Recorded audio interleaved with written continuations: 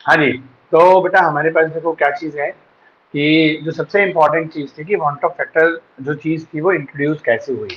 और सबसे अच्छी बात ये है बेटा कि ये जो कॉलीगेटिव प्रॉपर्टीज जो वर्ड आया, मतलब हम इन 4 प्रॉपर्टीज को ऑस्मोटिक प्रेशर और depression in freezing point, elevation in boiling point और आपका क्या था बेटा relative lowering in the vapour pressure, in solution की इन 4 प्रॉपर्टीज को हम कॉलीगेटिव प्रॉपर्टीज क्यों कहते हैं। समझ में आया नहीं?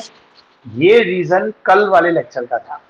समझ में आया नहीं? जब हमारे पास क्या था कुछ सॉल्यूशंस में, जब हम कुछ टाइप के सॉल्यूट जो थे जिनको डिसॉल्व करके हम सॉल्वेंट में डिसॉल्व करके सॉल्यूशन बना रहे थे, और प्रैक्टिकली जो कॉलिगेटिव प्रॉपर्टीज की वैल्यू थी, अब वो चाहे एलिवेशन इन बॉइलिंग पॉइंट, तो मैंने ऑस्मोटिक को बेस बना के वो समझाया, जो चीज़ ऐसे बेटा ऑस्मोटिक पे थी ऐसी सेम चारों चीज तीनों चीज़ों पे यानी मीनिंग जो 3 प्रॉपर्टीज है उन पे, कि प्रैक्टिकली करके देखा, मान low depression in freezing point तो कुछ और आया, और जो हमने डिप्रेशन इन फ्रीजिंग पॉइंट का फॉर्मूला है उसमें वैल्यूज पुट करके जब देखा तो कुछ और आंसर मिला। ठीक है ना?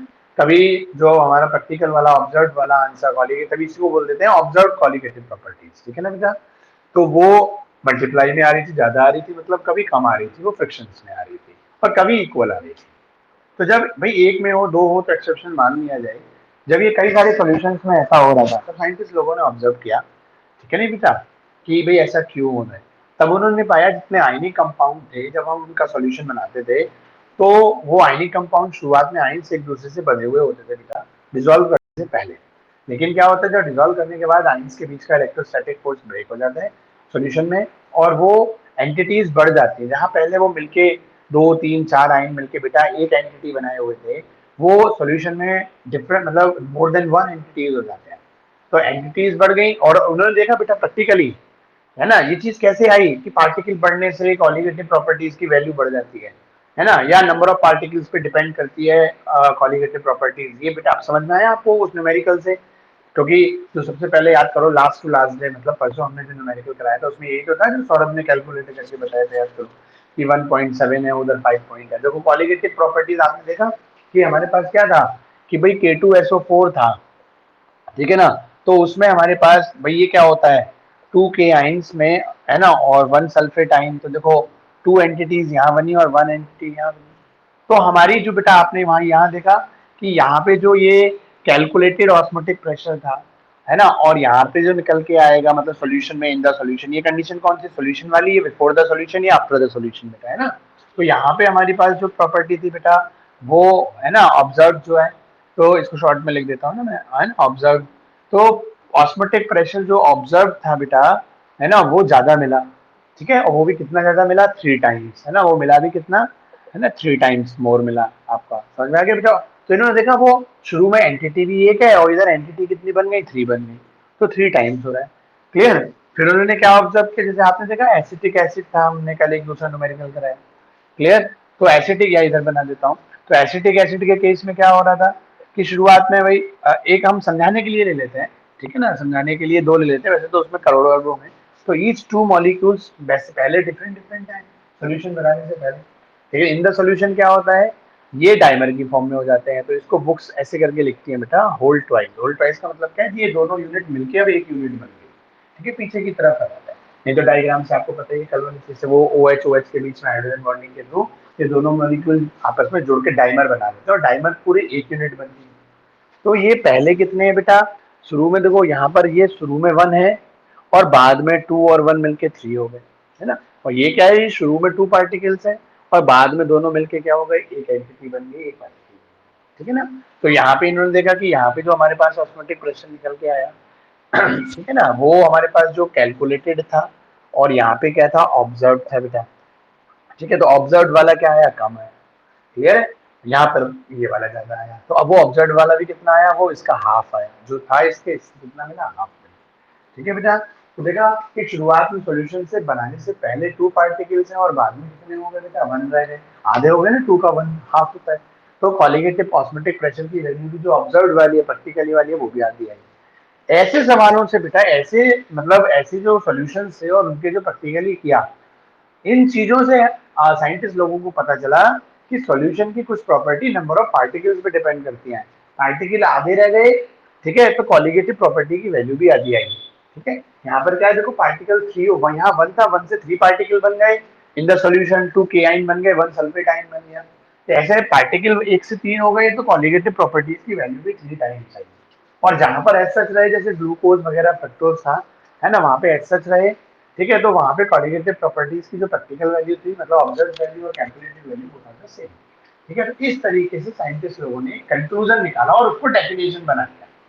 में ये चीज है कि कॉलिगेटिव प्रॉपर्टीज क्या होती है, सॉल्यूशन की वो प्रॉपर्टी वो जो नंबर ऑफ पार्टिकल्स पे डिपेंड करती है। पार्टिकल ज्यादा तो कॉलिगेटिव प्रॉपर्टीज की वैल्यू ज्यादा, पार्टिकल कम तो कॉलिगेटिव प्रॉपर्टीज की वैल्यू क्या होगी, लेस। ठीक है बेटा, इस तरीके से हमारे पास ये चीजें क्लियर है। तो ये हमने कल का लास्ट के 2-4-5 मिनट का लेक्चर यही था। मैंने इसलिए रिपीट किया क्योंकि मुझे पता है कल लास्ट के 5 मिनट में कई बच्चे है ना क्विट करने लगे थे। ठीक है, तो जिन्होंने नहीं सुना हो तो वो आ गए।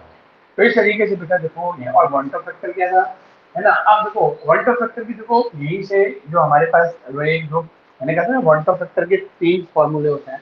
ठीक है, उनमें से एक फॉर्मूला इसी चीज पर बेस्ड है। ठीक है ना, कैसे बेटा देखो, वो वन ऑफ फैक्टर को आई से, स्मॉल आई से रिप्रेजेंट किया जाता है। तो वो क्या चीज होती है, number of moles of particles, है ना, मतलब मोल्स बेसिकली पार्टिकल ही होते हैं, मोल्स बोल दो, है ना, या पार्टिकल बोल दो, बात तो वही आ जाती है ना, नंबर ऑफ मोल्स, है ना, या पार्टिकल्स। जैसे मानो होता है ना 1 मोल में कितने होते हैं, 6.02 इंटू 10⁻23 पार्टिकल्स ही तो होते हैं, वो एटम हो, मॉलिक्यूल हो या बेटा कुछ भी। ठीक है, तो वही चीज, तो number of moles after dissociation, क्योंकि हमारी कैलकुलेशन किसमें होती है बेटा, मतलब नंबर ऑफ पार्टिकल्स मोल्स में रहती है, इसलिए वो लिखना था। क्लियर। तो इसी तरीके से क्या हो जाता है, नंबर ऑफ मोल्स ना, या मतलब पार्टिकल्स बिफोर डिसोसिएशन। ठीक है, बिफोर डिसोसिएशन, क्योंकि देखो जो K2 आयनिक सॉल्ट है वो क्या होते हैं बेटा, वो तो डिसोसिएट और वो मतलब आयंस में डिसोसिएट होता है ना। तो अब देखो हमारे पास जो आफ्टर डिसोसिएशन मतलब इन द सॉल्यूशन दो दो पार्टिकल, 2 आयन इसके हैं और 1 आयन इसका है। ठीक है, तो हमारे पास पार्टिकल्स बेटा देखो कुछ भी हो सकता है, आयन भी हो सकता है। यहाँ पर देखो डिसोसिएशन का केस है तो मोस्टली क्या मिलेंगे आपको, आयन्स ही मिलेंगे। ठीक है, क्लियर। तो इस तरीके से हमारे पास क्या है देखो, 2+1, 2+1 हमारे पास होगा, 4 कितना है हमारे पास, क्या आ गया 3। तो आई की वैल्यू क्या आ गई बेटा, यहाँ से निकल के आई इक्वल टू 3 आ गया। तो हमारे पास एक चीज ये बनी बेटा देखो। सेम इसी तरीके से क्या होगा कि जैसे हम यहाँ पे आए तो same formula I equal to, है ना, नंबर ऑफ मोल्स, है ना, और नंबर ऑफ मोल्स या पार्टिकल्स। यहाँ पे क्या आ जाएगा बेटा, आफ्टर एसोसिएशन। ठीक है, आफ्टर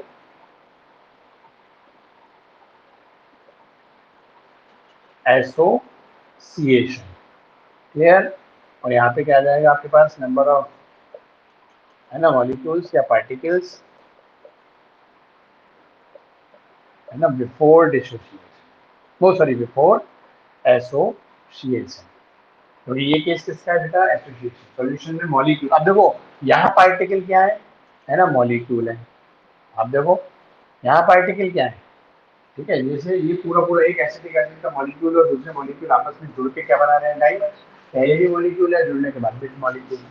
क्लियर पॉइंट। तो इसलिए वो एक मेन वर्ड पार्टिकल हो जाता है। हम आयन एटम मॉलिक्यूल के चक्कर में नाम इसी को अच्छा रहेगा। ठीक है ना, तो क्वांटिटी एंटिटी से मतलब है। ठीक है, तो देखो यहाँ आफ्टर एसोसिएशन कितने बन गए, ये दोनों जुड़ के एक बन गया बेटा। क्लियर। और बिफोर ये क्या है, दोनों एसिटिक एसिड के मॉलिक्यूल अलग अलग है। तो देखो आई की वैल्यू क्या आ गई यहाँ पे, हाफ आ गई। तो देखो वही यहाँ भी कर रहा था हमारा, और कॉलिगेटिव प्रॉपर्टीज भी क्या आ रही थी, हाफ आ रही थी। ठीक, अब इसी से देखो हम एक दूसरा फॉर्मूला भी बना सकते हैं कि हमारे पास ये क्या है, ये पाई ऑब्जर्व है, जो आपने देखा कल आधा आ रहा था, है ना, पाई ऑब्जर्व अपॉन पाई कैलकुलेटेड।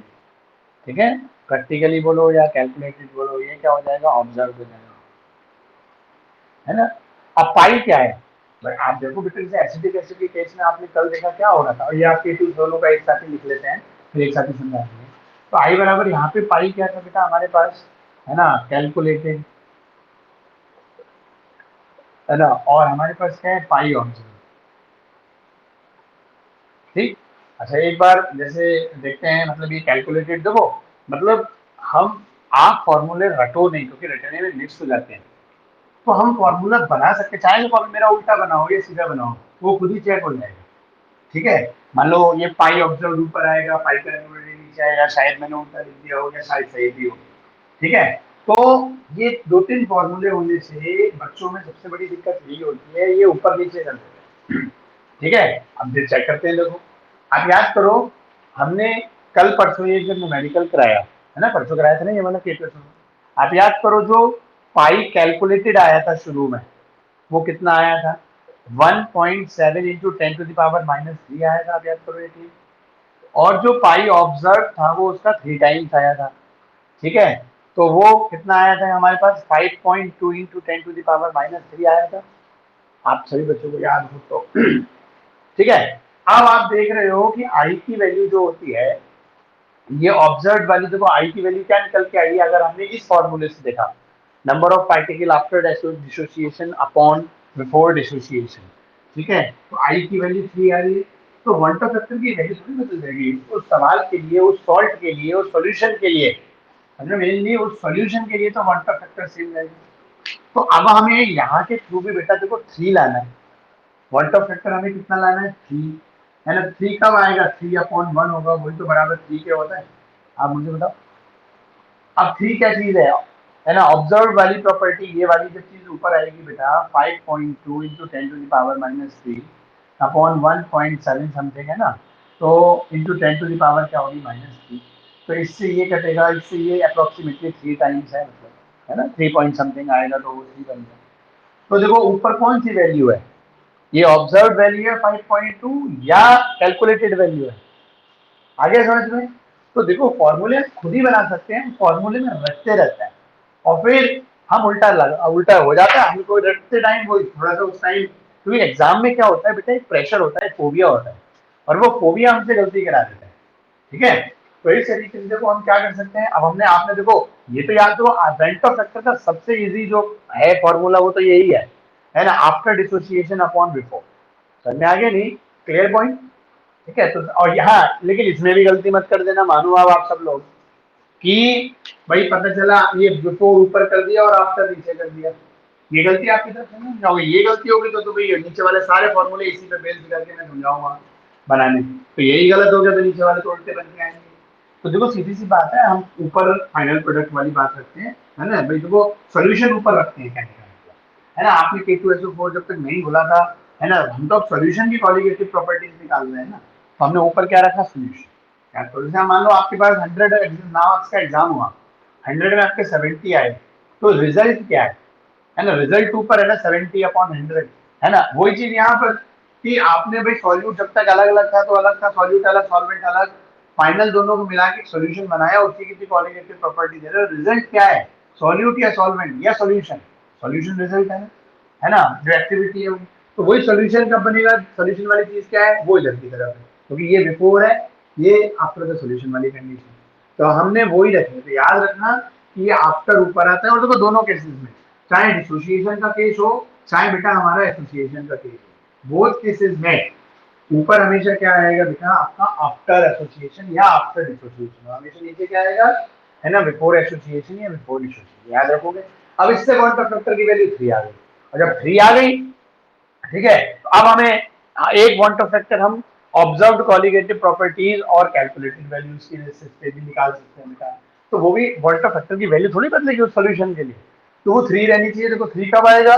जब हम ऑब्जर्व्ड को डिवाइड करेंगे, ऑब्जर्व्ड कॉलिगेटिव प्रॉपर्टी को डिवाइड करेंगे बेटा, किससे? हम, है ना, आपके बेटा कैलकुलेटेड से। तो देखो पहले मैंने जो लिखा था वो उल्टा लिख दिया, नहीं तो मान लो आपसे गलती हो भी गई, तो आप वो चीज करेक्ट भी कर सकते हैं। ठीक है बेटा। तो अब देखो हमारे पास क्या है, एक एक हमारे पास इसका फॉर्मूला बनता है, ऑब्जर्व्ड कॉलिगेटिव प्रॉपर्टी, है ना। मतलब ऑस्मोटिक है तो ऑस्मोटिक है, क्लियर पॉइंट। और नीचे क्या आएगा? कैलकुलेटेड, कैलकुलेटेड, है ना, कॉलिगेटिव, है ना, प्रॉपर्टी, क्लियर पॉइंट। तो इस तरीके से देखो बेटा हमारे पास ये एक फॉर्मूला ये बन के तैयार हुआ बेटा, वॉल्ट ऑफ फैक्टर निकालने का। एक फॉर्मूला इसी पे बेस्ड होके नहीं है, ये वैसे प्रैक्टिकल फॉर्मूला है, ठीक है ना बेटा, प्रैक्टिकली तो हुआ ये, कि भाई हमने थ्योरेटिकल वैल्यू निकाली, हमने कैलकुलेटेड मतलब वैल्यू निकाली, देन हमने प्रैक्टिकल करके देखा, तो दोनों में जो डिफरेंस आया है ना, देखो यही मैं कल आपको बता रहा था वॉल्टर फैक्टर की डेफिनेशन, कि वॉल्टर फैक्टर क्या है बेसिकली, जो ऑब्जर्व कॉलिगेटिव प्रॉपर्टी और कैलकुलेटेड कॉलिगेटिव प्रॉपर्टी में क्या डिफरेंस, तो डिफरेंस वर्ड मैंने यूज कर, मैंने आपसे कहा भी था कल, थोड़ी डिफरेंस का मतलब डायरेक्शन नहीं है यहाँ पे, नहीं ना डिफरेंस नहीं है, मतलब कहने का तुमने वो वर्ड ही गलत यूज किया कि डिफरेंस मुझे करने ही चाहिए, मुझे बोलना चाहिए Walter factor is the ratio of the observe colligative property in the, है ना, कैलकुलेटेड कॉलिगेटिव प्रॉपर्टी। समझ में आया कि मान लो कोई सॉल्यूशन बनाया, उसकी जो ऑब्जर्व कॉलिगेटिव प्रॉपर्टी जो आपने ऑब्जर्व करके उसकी वैल्यू निकाली, है ना, और जो प्रैक्टिकल है वो कैलकुलेटेड वैल्यू है, उन दोनों का जो रेशो होता है, that ratio is called the Walter factor. आ गया पॉइंट समझ में बेटा? तो ये बेसिकली वॉल्टर फैक्टर की जो डेफिनेशन है वो इसी पे बनी है, समझ ना इस पे, ये तो इसका रीजन है भाई ऐसा क्यों मिला। देखो ये बेसिक डेफिनेशन है वॉल्टर फैक्टर की, क्लियर, और ये इसका रीजन क्या है, वो ये है कि भाई ऑब्जर्व्ड कॉलिगेटिव प्रॉपर्टीज जो है वो 3 टाइम्स क्यों आई है इस कंडीशन, इस वाले सॉल्ट के सॉल्यूशन के साथ में, तो वो क्यों आई, क्योंकि आफ्टर द डिसोसिएशन वहां पे 3 पार्टिकल्स हो गए, तो ये वाला फॉर्मूला जो है वॉल्टर फैक्टर का, ये इस वाले का रीजन है। आएगा बच्चों समझ में? तो इसी तरीके से देखो हम यहाँ भी क्या कर सकते हैं, यहाँ पे भी वो तो देखो सारी जगह सेम ही रहेगा, तो यहाँ भी क्या रहेगा, वॉल्टर फैक्टर बराबर हमारे पास ऑब्जर्व, ठीक है बेटा, कॉलिगेटिव प्रॉपर्टी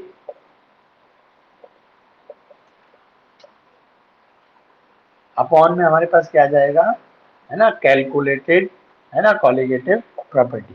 अब आप याद करो कल की वैल्यूज, तो मुझे थोड़ा याद नहीं आ रही है ना, जो भी वैल्यूज थी आप उसमें करके देखना, कल वाले न्यूमेरिकल में बताओगे बेटा एसिटिक एसिड में कैलकुलेटेड वैल्यू कितनी थी और ऑब्जर्व कितनी थी, कोई भी एक बच्चा मुझे बता दे। ये कौन क्या है, कैलकुलेटेड या ऑब्जर्व? 9 वाली कैलकुलेटेड है, 977 पॉइंट है, दोबारा बता बेटा, 900,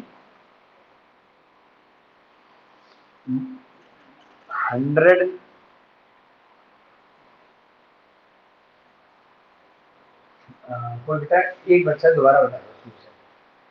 हाँ 99, ठीक, 99 हो गया, उसके आगे 768, ठीक है, 7 के बाद पॉइंट है,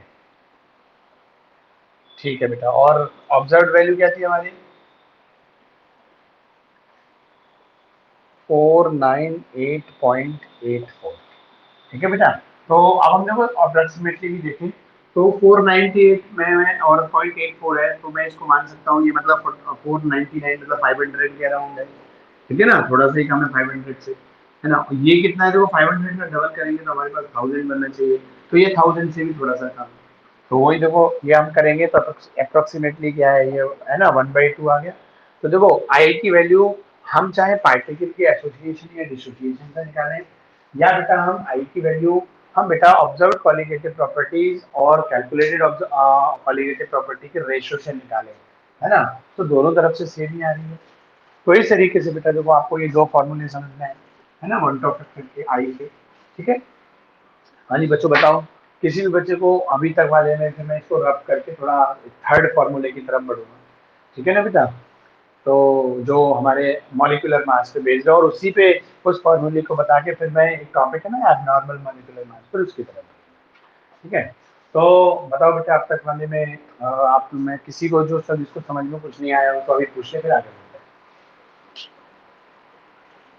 हाँ जी हाँ जी अनुज, आगे समझ में? ओके, दर्पण, चलो अच्छी बात है, वरुण, देखो बच्चे लोग फालतू में डरते रहते हैं, छोटी छोटी आसान आसान चीजें होती हैं, ठीक है ना। चलो अब देखो हमारा एक नेक्स्ट जो फॉर्मूला है बेटा, वो एब नॉर्मल मॉलिक्यूलर मास और ऑब्जर्व्ड मॉलिक्यूलर मास पे डिपेंड है, ठीक है। तो वो देखो कैसे बना, एक आपने देखा है कि हमारी जितनी कॉलिगेटिव प्रॉपर्टीज होती हैं, हमको मैं कुछ साफ कर देता हूँ थोड़ा सा आपको समझाने के लिए। जैसे चलो यही वाला सर्च करता हूँ, आई वाला फॉर्मूला, इसमें इसका यूज पड़ेगा।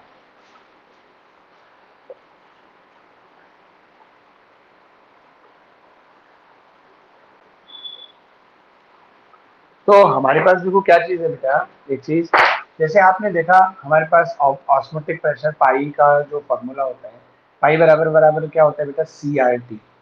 सी आर टी में हम करेंगे N upon V R T, clear. और एन अपॉन वी मोल्स को अगर हम ओपन कर दें तो क्या बन जाता है, वो वेट अपॉन ये कैपिटल डब्ल्यू क्या है, molar weight into volume into R T है बेटा, पाई। तो ये मॉलिकुलर मास ही तो होता है, ये क्या है बेटा, देखो मोलर मास है, ठीक है, और ये पाई है, क्लियर। इसी तरीके से अगर हम जाएं बेटा किस चीज में, अगर हम एल डेल्टा टीवी में जाएं बेटा, तो डेल्टा टीवी बराबर क्या होता है, केवी इंटू मोलैलिटी। और मोलैलिटी का फॉर्मूला ओपन करें तो क्या बनता है, weight of solute upon molar weight of solute, यही बनता है बेटा, वेट ऑफ सॉल्यूट और molar weight of solute, clear. और इनटू में क्या होता है, वेट ऑफ सॉल्वेंट, क्लियर। ये केजी में है तो हम उठा जाएंगे।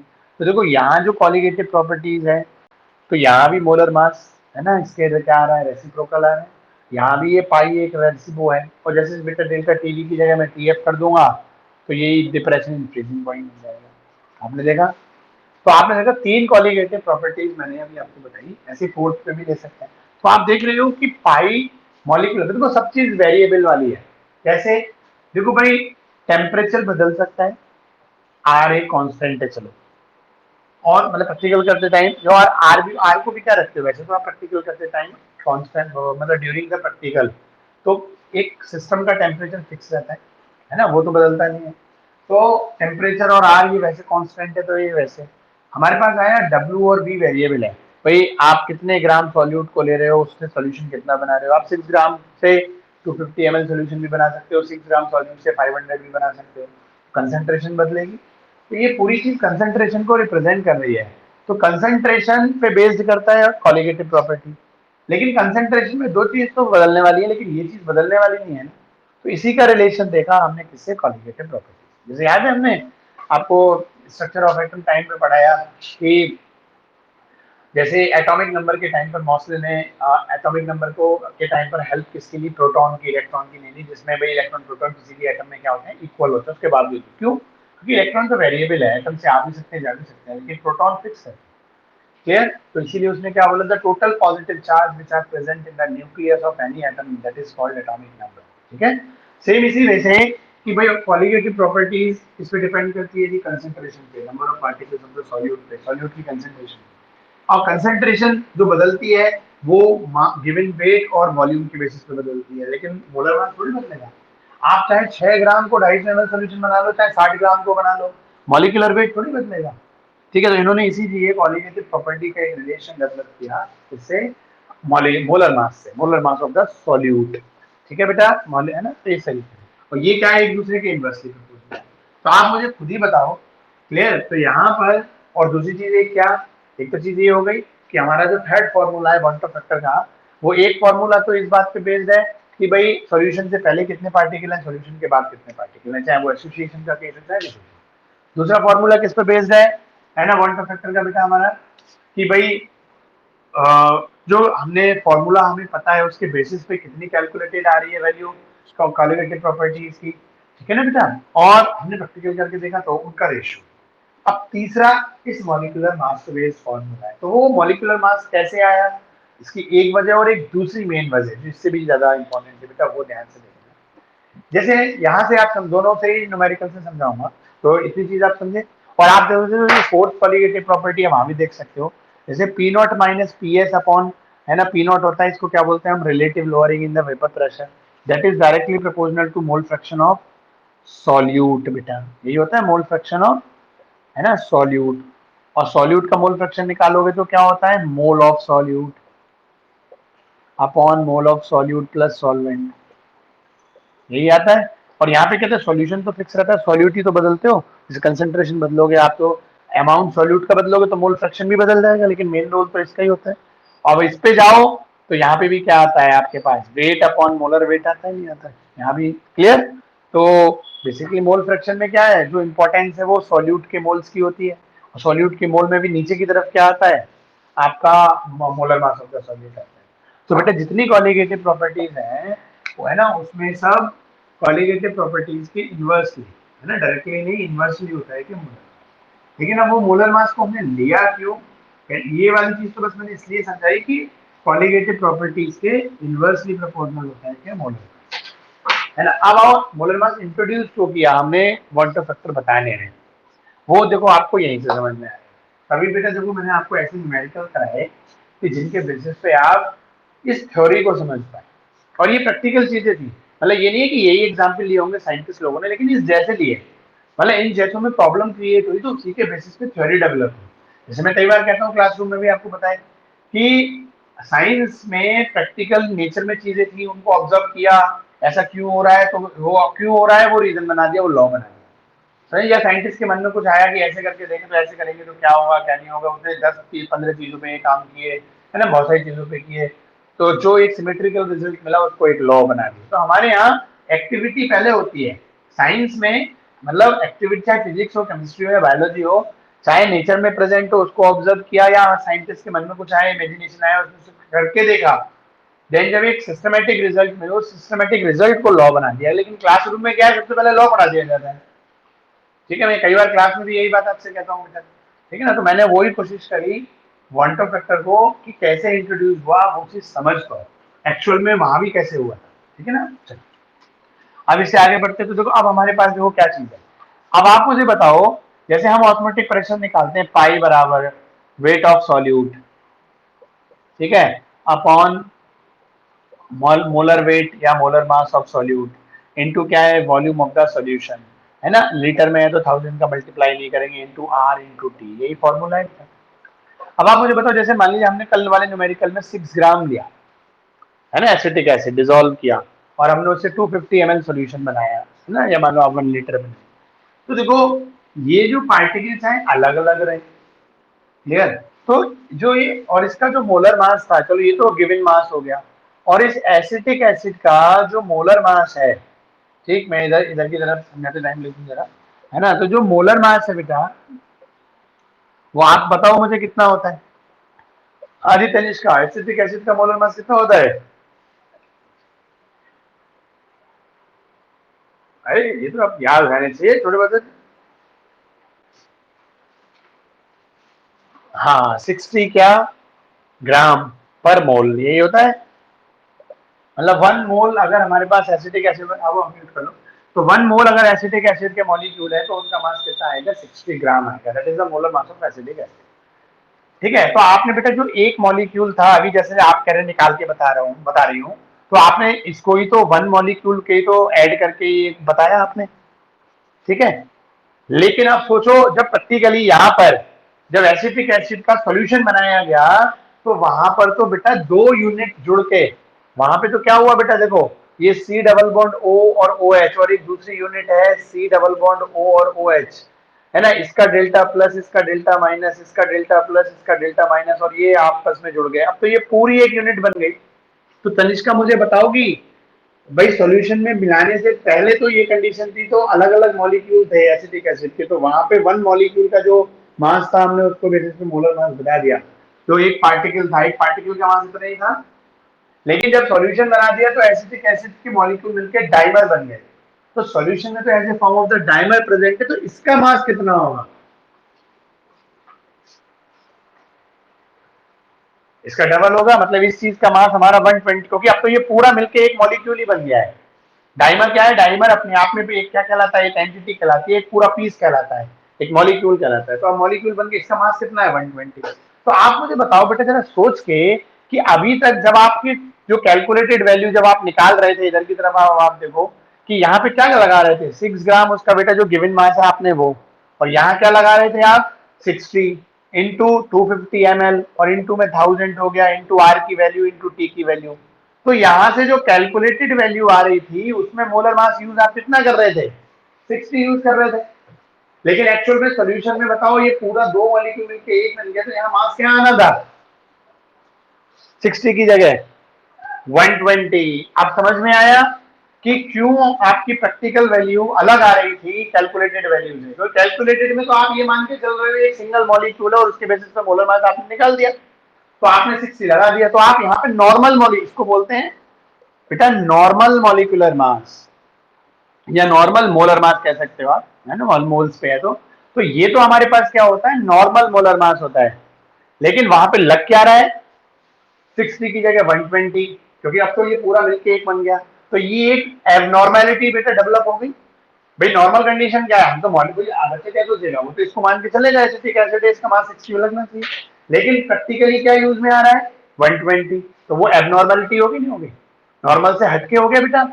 तो जो नॉर्मल से चीज हटके होती है उसको क्या बोलते हैं हम, एबनॉर्मल। ऐसे यहाँ देखो बेटा, तो अब आपको समझ में आया। अब आप सोचो किसी क्वांटिटी को नीचे 60 से डिवाइड कर रहे हो, आप सोचो आप इस पूरी क्वांटिटी को, जैसे मान लो चलो मैं वैल्यू भी लगा दूं 8.314 इंटू मान लो 27 था तो 300 हो गया। अब आप सोचो आप इस पूरी क्वांटिटी का जो भी एक मल्टीप्लिकेशन डिवाइडेशन करके वैल्यू आएगी, आप इस वैल्यू को अगर 60 से डिवाइड करो और आप इसी वैल्यू को 60 की जगह 120 से डिवाइड करो, तो रिजल्ट आधा नहीं आएगा, आएगा नहीं आएगा। तो यही चीज क्या कहलाती है बेटा, हमारे पास एबनॉर्मल वांट ऑफ फैक्टर में रिजल्ट में, मतलब जो प्रैक्टिकल वैल्यू है उसमें जो रिजल्ट बदला, उसमें एसोसिएशन होने की वजह से उन मॉलिक्यूल्स की क्वांटिटी बदली और उसका मोलर मास बदल गया, उसके मोलर मास में एक चेंज आ गया। और मोलर मास में चेंज आने की वजह से जो प्रैक्टिकल वैल्यू थी कॉलिगेटिव प्रॉपर्टी की, उसमें चेंज आया। आया। तो ना अगर एसोसिएशन होता, ठीक है, और एसोसिएशन ना होता तो बेटा वही हम नॉर्मल मास लगाते यहाँ पर 60। तो प्रैक्टिकल वैल्यू और वो क्या थी, बराबर आती है ना, प्रैक्टिकल वैल्यू और ऑब्जर्व वैल्यू कॉलिगेटिव प्रॉपर्टीज। ऐसे यहाँ देखो बेटा, हम मान के चल रहे हैं इतना, कल कितना आया था, आई थिंक 174 था शायद, है ना, जो भी था मतलब। तो हम तो यहाँ पे लगाएंगे 174, लेकिन अब वहां क्या है, ये एक 39 का टुकड़ा अलग हो गया, 39 का एक टुकड़ा अलग हो गया, और ये सल्फेट जितना भी मास बने वो टुकड़ा अलग हो गया। तो अब तो हम क्वालिटेटिव है ना, पार्टिकल में टुकड़े तो अलग अलग हो गए। यहाँ इकट्ठा 174 से डिवाइड करते बेटा, अब एक हम उसके टुकड़ों को डिवाइड करेंगे तो वैल्यू बढ़ जाएगी नहीं। मान लो किसी चीज को आप एक 174 से डिवाइड करो और एक 39 से डिवाइड करो, तो आपका आंसर जो आएगा वो बढ़ के आएगा नहीं आएगा। तो इसीलिए बेटा देखो, जहां डिसोसिएशन होता है वहां हमेशा पाई की वैल्यू ज्यादा आती है, मोर देन 1 आती है, ठीक है, और जहां एसोसिएशन होता है वहां आई की वैल्यू लेस देन 1 आती है। आगे पॉइंट समझो बेटा, ठीक है। तो एक, हाँ बस हमारे पास अब एक फॉर्मूला बचा, उसका वो और बता दें, ठीक है, नहीं तो वो फिर आप अपनी इंग्लिश की क्लास कर सकते हो। तो हमारे पास तो जो तीसरा फॉर्मूला है वांट ऑफ फैक्टर का, वो किस पे बेस्ड है बेटा, वो हमारा मॉलिक्यूलर मास पे बेस्ड है।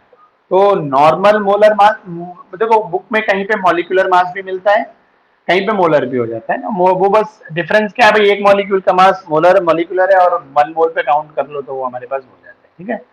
तो नॉर्मल मॉलिक्यूलर मास, चलो मॉलिक्यूलर ही जनरली यही यूज करते हैं। और यहाँ पे दो वर्ड मिलते हैं, एबनॉर्मल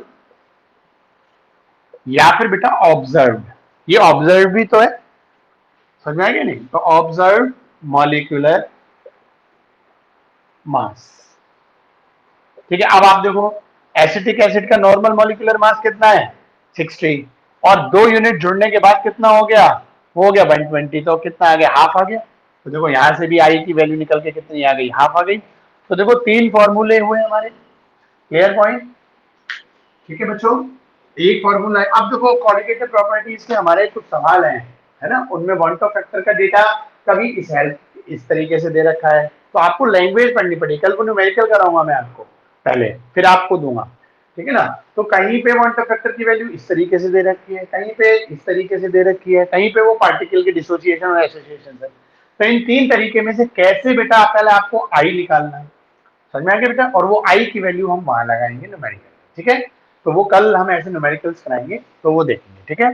तो मेन पॉइंट ये था आज के मेरे लेक्चर का बेटा, कि आप ये समझ पाओ ये 3 फॉर्मूले बने कैसे और इनके पीछे के रीजन क्या है ना, लॉजिक्स क्या है बनने के। क्योंकि मैं आपसे तो कई बार कहता हूँ फॉर्मूला याद कर लो, उसमें डेटा पुट कर दो, ये बहुत आसान है, और आज के बच्चों को वही अच्छा लगता है, इसलिए ये रामायण पढ़नी अच्छी नहीं लगती, लेकिन फॉर्मूला बना कैसे इंपॉर्टेंट ये होता है, ठीक है ना बेटा। चलो, तो इस तीसरे वाले में किसी बच्चे को कुछ पूछना हो तो बताओ जल्दी बेटा, जो तीसरा अभी मैंने बताया। हाँ जी बच्चों, बताओ किसी को कोई दिक्कत हो तो।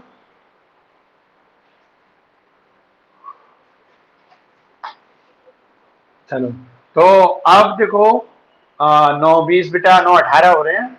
तो जिन बच्चों को अपनी क्लास करनी हो, क्या नाम है, तो वो क्लास कर सकते हैं। बाकी जो तुम्हारे रह गए थे, एक रंजन की प्रॉब्लम है और एक उसकी है, तो आप लोग दोनों रुक जाओ, बाकी अपनी बेटा क्लास कर लो, क्योंकि 9:20 पे आपकी इंग्लिश की क्लास होगी ना।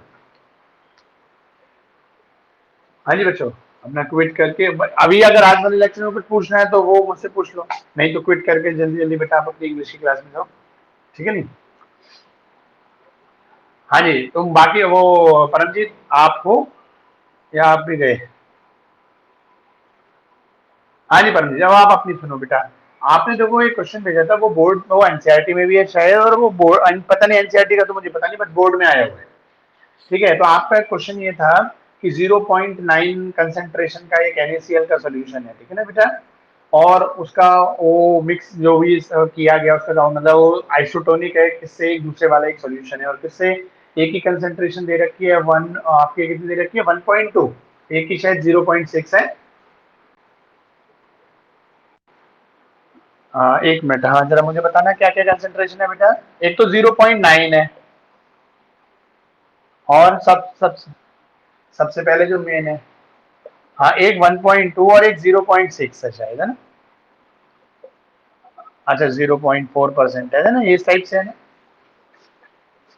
ठीक है, तो देखो बेटा आपको करना क्या है, आपको देखो मैं तरीका बता रहा हूँ, है ना, आपको खुद सोचना है आंसर, और आपका आंसर मैच कर जाएगा, आप अपना मार्क्स मैच करना, है ना। मतलब मैं डायरेक्ट बता दूं और एक मैं आपको करना सिखाऊं, आप खुद करके देखो तो आपका कॉन्फिडेंस ज्यादा बूस्ट होगा, है ना। देखो क्या चीज है, मान लो एक तरफ आपने 0.9% कंसेंट्रेशन का एक सोल्यूशन भरा, है ना, और दूसरी तरफ क्या है बेटा, आपने 1.2% का भरा। आप मुझे बताओगे मोर कंसेंट्रेटेड कौन सा है, ये 0.9 वाला कि 1.2 वाला।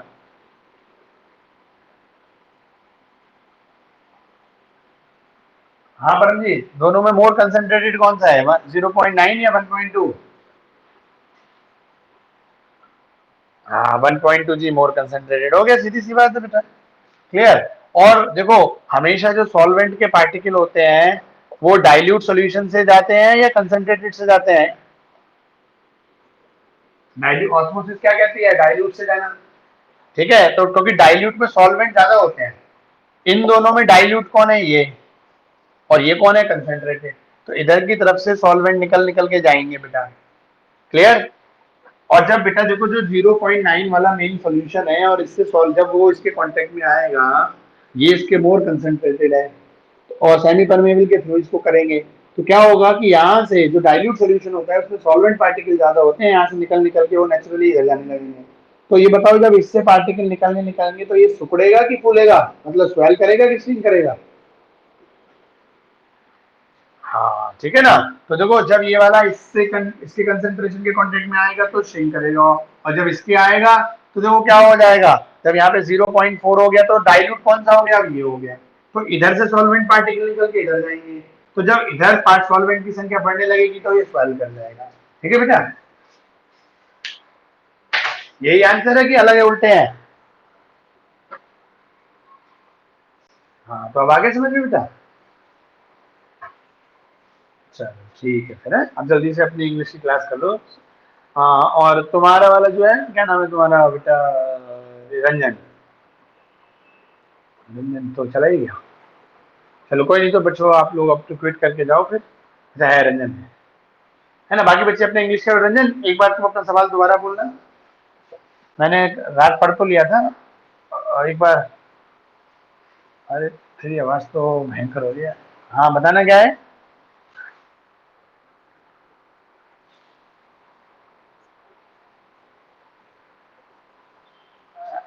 अरे आवाज साउंड की तरह आ रही है। चल कोई नहीं, ऐसे करना, मैं तुझे जो है ना दोपहर में तुझे कॉल, मतलब दोपहर में मेरी क्लास इंग्लिश 11th की खत्म होती है 11:15 बजे, मैं तुझे 12 बजे करीब कॉल करके ही बता दूंगा, ठीक है ना। ठीक है बेटा रंजन, अभी पता नहीं क्या भड़बड़ा रही तेरी आवाज में। हाँ जी तनिष्का, कुछ पूछना है। दीपेश बेटा क्विट कर दे, हम इंग्लिश की क्लास करें।